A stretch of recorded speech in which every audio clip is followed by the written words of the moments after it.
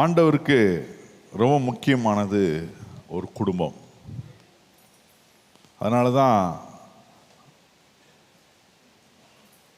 ஒரு குடும்பத்தை நம்பினார். ஆதாம் ஏவாள் என்ற குடும்பத்தினர். பிசாசு அந்த குடும்பத்தில் உள்ள பூந்து அவன் நினைக்கிறத அவன் செஞ்சிட்டான். ஆனாலும் ஆண்டவர் குடும்பத்தின் மேல் வைத்திருந்த நம்பிக்கையை சற்றும் இழக்கவில்லை. இனிமேல் எதுக்கு குடும்பம், வேற ஏதாவது நம்ம பிளானை யோசிப்போம்னு யோசிக்கல. ஆதியில் என்ன அவர் முக்கியப்படுத்தினாரோ இன்னைக்கு வரைக்கும் அதை தான் முக்கியப்படுத்துறார். ஆதாமுக்கு அப்புறம் ஆண்டவர் ரொம்ப முக்கியப்படுத்தின இன்னொரு குடும்பம் இருக்குது, உங்களுக்கு தெரியும், நோவாவின் குடும்பம். இடையில நிறைய குடும்பங்கள் இருந்துச்சு, ஆனால் நோவாவின் குடும்பத்தை ஆண்டவர் ரொம்ப முக்கியமாக கவனித்தார். நோவாவை மட்டும் காப்பாற்றுவது தேவனுடைய திட்டம் அல்ல.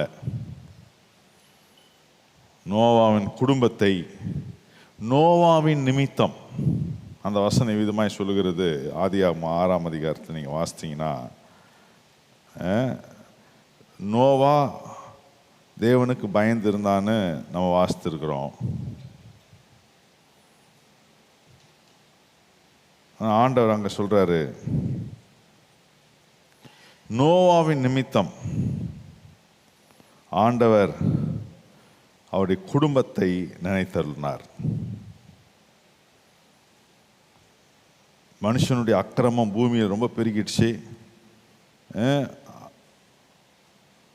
நினைவுகள் தோற்றங்கள் நித்தம் பொல்லாதது என்று கர்த்தர் கண்டு,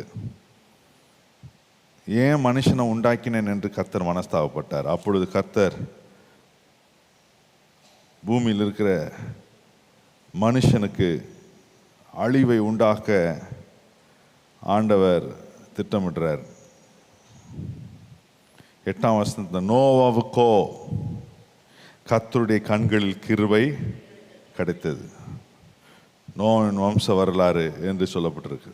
நோவாவின் நிமித்தம் கர்த்தர் கிருபையை கொடுத்தார். இன்னைக்கு நம்ம நிமித்தம், இன்னைக்கு ஜெபம் பண்ற உங்க நிமித்தம் உங்க குடும்பத்தில் கர்த்தர் கிருபையை தருவார்.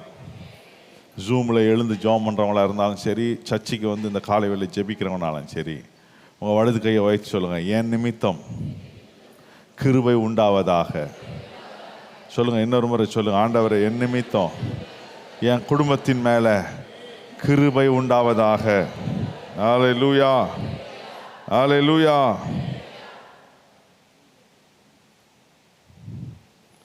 ஆண்டவர் நம்முடைய குடும்பத்தை நம் நிமித்தம், ஜெபிக்கிறவர்கள் நிமித்தம், நம்ம வீட்டில் ஒரு ஜெபம் பண்றவங்க இருந்தா கூட போதும், அந்த குடும்பத்தை கடவுள் காப்பாற்றுவார்.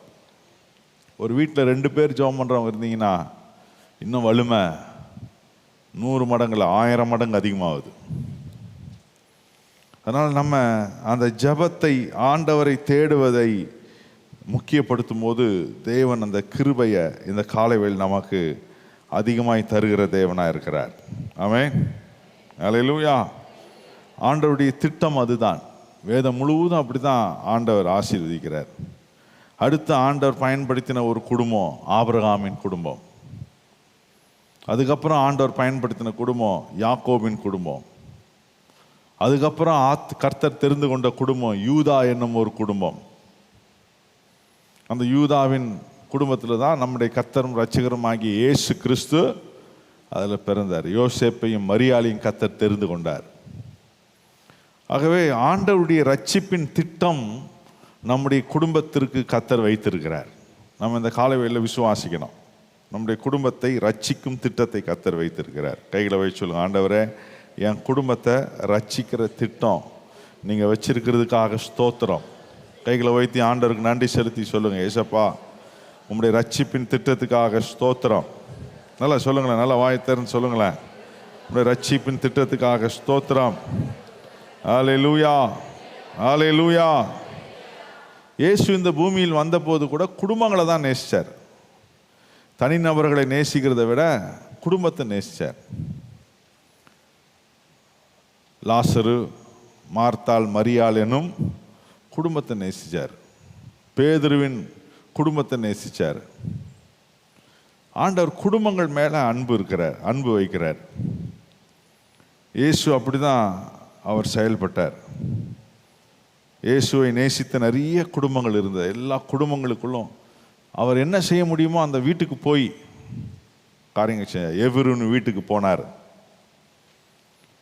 ஆண்டவர் நிறைய வீடுகளுக்கு போய் அவர் ஊழியம் பொது தலங்களில் செய்தாலும் அவருடைய கவனம் அதிகமாக ஒரு குடும்பமாய் கஷ்டப்படும் போது அந்த குடும்பத்தினுடைய ரட்சிப்பு அல்லது விடுதலை இயேசுக்கு ரொம்ப முக்கியமாக இருந்துச்சு. கைகளை தலையிலையா சொல்லுங்களேன். இன்றைக்கும் இயேசு என்னுடைய குடும்பம், நான் குடும்பமாக நான் சில கஷ்டங்கள், வேதனைகள், வியாதிகள், துன்பங்கள், போராட்டங்களை நான் சந்திக்கும் போது அந்த குடும்பத்தின் மேலே கர்த்தர் கண்ணோக்கமாக இருக்கிறார். நீ குடும்பங்கள் நிறைய பிரச்சனைகளை பிசாசு கொண்டு வரான். கணவன் மனைவிக்குள்ளே கொண்டு வரான், வாலிப பிள்ளைகளுக்குள்ளே கொண்டு வரான். இன்னைக்கு நிறைய நூதனமான பிரச்சனைகள் எழும்பி கொண்டே இருக்குது. பிசாசு அவன் என்னென்ன விதத்தில் பிரச்சனையை கொண்டு வரணுமோ அப்படிலாம் பிரச்சனையை கொண்டு வந்து நம்ம கேள்விப்படாத பிரச்சனைகள், இது வரைக்கும் நம்ம இப்படிப்பட்ட பிரச்சனைகளை நம்ம அனுபவிச்சதே கிடையாது. புது புது விதத்தில் பிரச்சனைகளை குடும்பங்களுக்கு நேராக பிசாசு ஏற்படுத்துகிறதை பார்க்கிறோம். ஆனால் எத்தனை குடும்பங்களுக்கு எதிராக பிசாசு செயல்பட்டாலும் இயேசு அற்புதத்தை செய்ய வல்லவராக இருக்கிறார். அல்லேலூயா.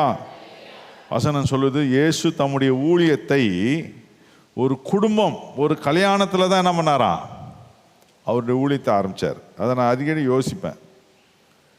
எப்பவுமே பைபிளில் முதல் என்பது ரொம்ப முக்கியம். இயேசு ஏன் முதல் ஊழியத்தை ஒரு சாவு வீட்டில் செஞ்சிருக்கலாம், பெதஸ்தா குளத்தில் போய் ஆரம்பிச்சிருக்கலாம். ஏன்னா அங்கெல்லாம் ஆரம்பிச்சிருந்தா அவருடைய வல்லமை இன்னும் அதிகமாக பயங்கரமாக அது பிரசித்தமாக இருக்கும். ஆனால் இயேசுனா தெரிந்து கொண்டது ஒரு குடும்பம் ஆரம்பிக்கிற அந்த இடத்துல. ஒரு குடும்பத்தை கடவுள் ஆரம்பிக்கிற இடம் எங்கே? ஒரு விவாக நிகழ்வு. கல்யாணத்தில் தான் ஒரு புருஷன் மனைவி இணைக்கப்பட்டு ஒரு குடும்பம் ஆரம்பிக்குது. இயேசு அந்த குடும்பத்தில் அங்கே அழைக்கப்பட்டிருந்தார். இன்றைக்கி நீங்கள் உங்கள் வீட்டில் இயேசுவே நீர் வந்து நீங்கள் தான் ஏதாவது செய்யணும்னு நீங்கள் இயேசுவை அழைப்பீங்கன்னா, இன்றைக்கும் அதே மாறாத இயேசுவின் வல்லமை குறைவுகளை நிறைவாக்க போகிறது. அற்புதங்களை செய்ய போகிறார். அதிசயங்களை கர்த்தர் செய்ய போகிறாரு. ஏன்னா அவருக்கு வேற எங்கே அற்புதத்தை செய்கிறத விட என் குடும்பத்துக்குள்ளே செய்கிறது அவருக்கு ரொம்ப இஷ்டம். அவருக்கு ரொம்ப பிடித்தம். அவருக்கு அவ்வளவு மகிழ்ச்சினா என் வீட்டுக்குள்ளே அற்புதம் செய்ய தான். அல்லேலூயா. அதனால தான் ஒவ்வொரு வீடும் ரொம்ப முக்கியம். அதனால தான் ஆண்டவர் சபைக்குள்ளே சபை என்பது அவருடைய வீடு. நல்லா கவனிக்கிறீங்களா? சர்ச்சுன்றது ஏசப்பாவுடைய வீடு, இது என்னுடைய வீடு அப்படின்னு ஆண்டவர் சொல்கிறார். இது என்னுடைய ஜெப வீடு. ஆகவே தான் ஆண்டவர் வீட்டுக்குள்ளே தான் செய்ய விரும்புகிறார்.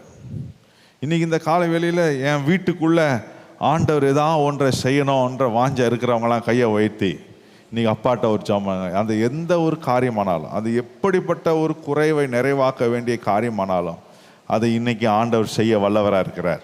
கையை உயர்த்தி சொல்லுங்கள், ஆண்டவரே அந்த குறைவு நிறைவாகட்டும், என் வீட்டில் இருக்கிற குறைவை நிறைவாக்குங்க. அப்படி நல்லா வாயை திறந்து சொல்லுங்கள் பார்ப்போம். நல்லா சொல்லுங்கள், நல்ல வாய்களை திறந்து நல்லா சத்தமா, இன்னும் சத்தமா. உங்கள் வீட்டில் இருக்கிற குறைவை இந்த காலை வேளையில் ஆண்டவர் நிறைவாக்குறார். இயேசுவின் நாமத்தில் குறைவுகள்லாம் நிறைவாகுது.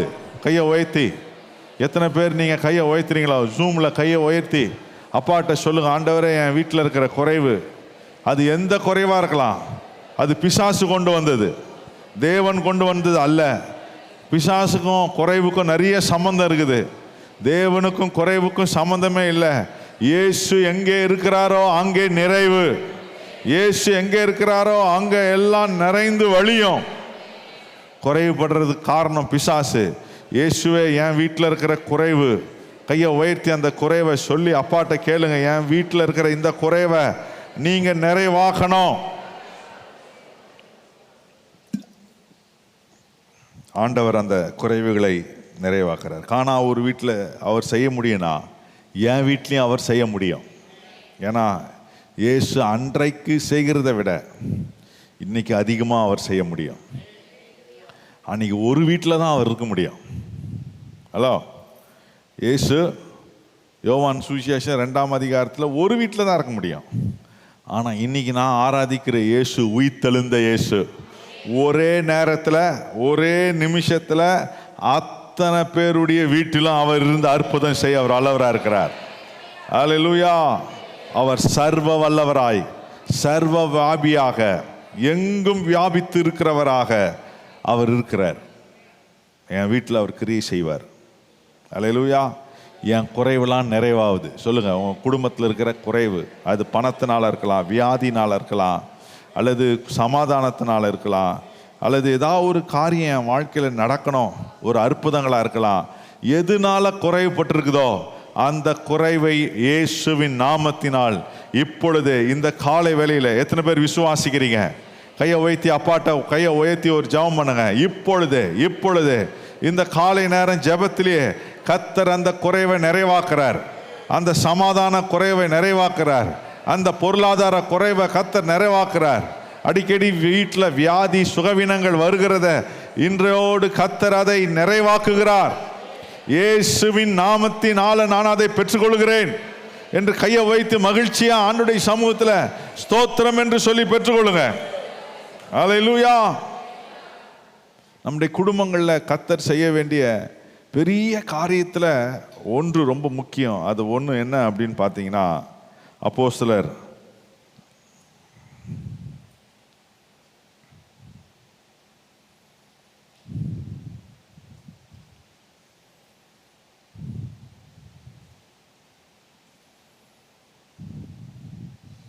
16ஆம் அதிகாரம் 31ஆம் வசனம் போடுங்க.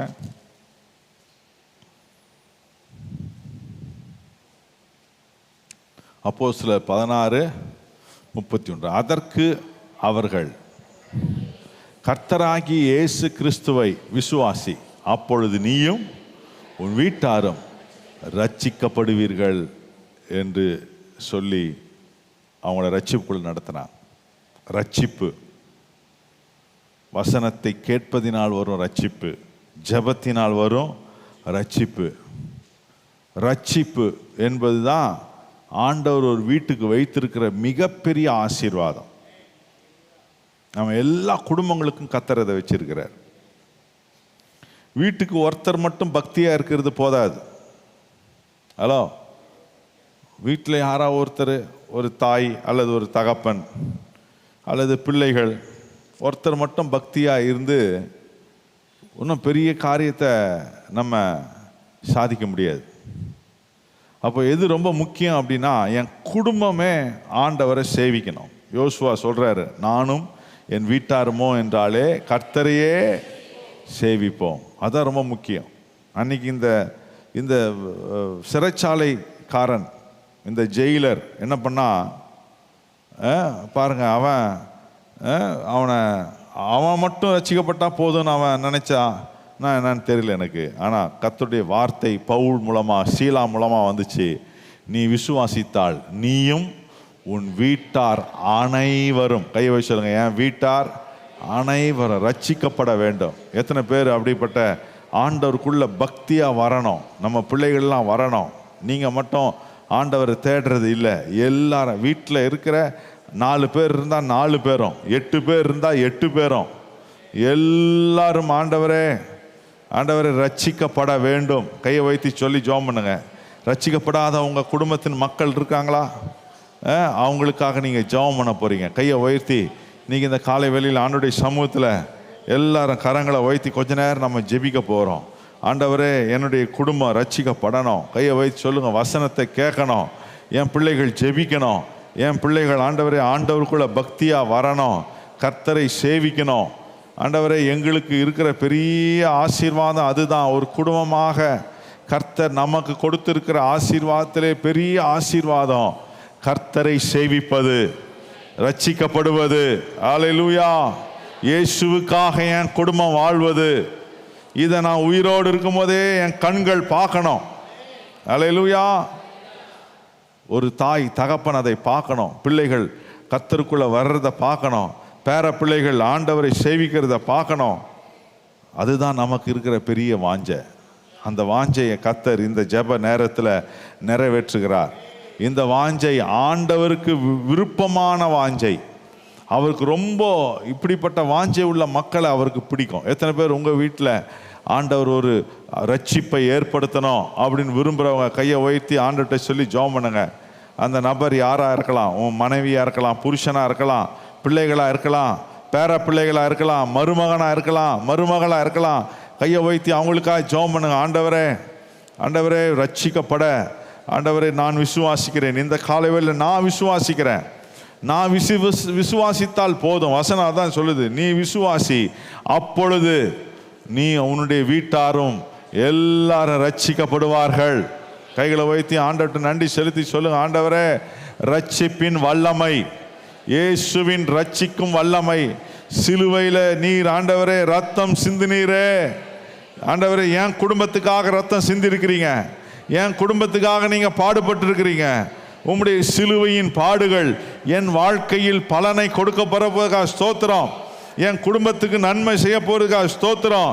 ரட்சிப்பின் கிரியைகளை ஏற்படுத்த போகிறதுக்காக ஸ்தோத்திரம். நல்ல கையை வைத்து நல்ல சத்தமா நல்லா அப்படி சொல்லி ஜெபம் பண்ணுங்க பார்ப்போம். ஆண்டவரே இந்த காலை வேளை நீர் அப்படி செய்ய போறதுக்காக ஸ்தோத்திரம். எங்க வீட்டில் இன்னும் ரட்சிக்கப்பட வேண்டிய ஒருத்தர் அல்லது 2 பேர் இருக்கிறாங்க பாஸ்டர் அப்படின்னா, ஒருத்தர்னா ஒரு கை தூக்குங்க, 2 பேர் இருக்கிறாங்க 2 கை தூக்குங்க. நல்லா நல்லா தூக்கி காட்டுங்க. நல்லா நல்லா 2 பேர். சிலர் வீட்டில் 2 பேர் இருக்கிறாங்க, சிலர்லாம் ஒருத்தர் இருக்கிறாங்க. உங்கள் கையை ஆண்டவர் பார்க்குறாரு. இந்த காலை வேளையில் பரலோகம் பார்க்குது. ஆண்டவர் என்ன செய்ய சொல்கிறாருன்னா, நீ விசுவாசிக்க சொல்கிறார். என்ன சொல்கிறாரு? அவங்க ரட்சிப்பை நான் விசுவாசிக்கிறேன். இந்த காலை வேளையில் எழுந்து நின்று கையை வைத்து நான்